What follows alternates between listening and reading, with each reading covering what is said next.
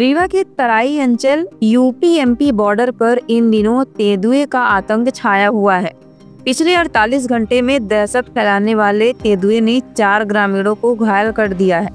One विभाग की लगातार कोशिश के बावजूद तेंदुए को पकड़ा नहीं जा सका।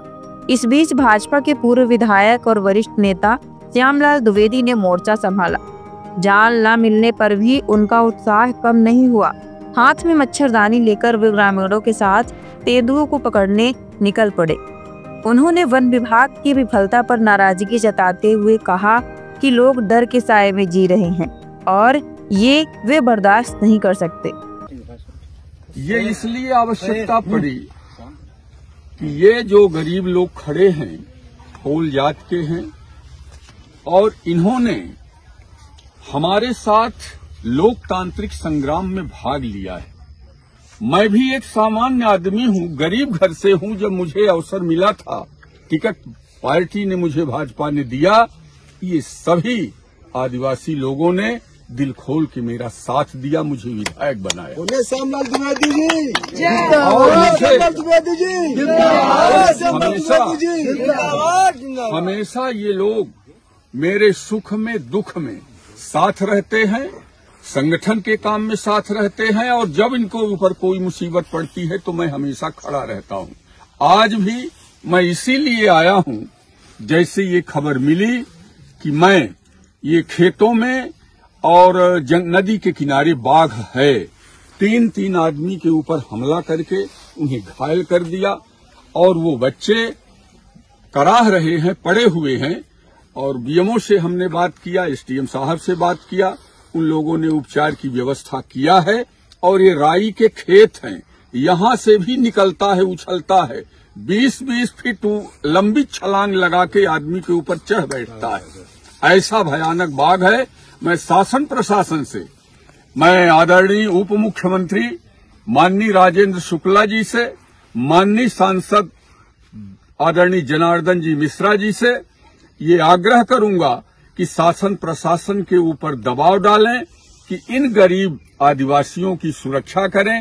रात में ये निकल नहीं पाते, शौच के लिए नहीं निकल पाते, पेशाब करने के लिए निकल नहीं पाते, घरों में कैद है। आज भी दिखा है, नदी के किनारे बाघ दिखा है। इसलिए मैं आया हूं, इनको हौसला बढ़ा रहा हूं, हिम्मत बढ़ा रहा हूं।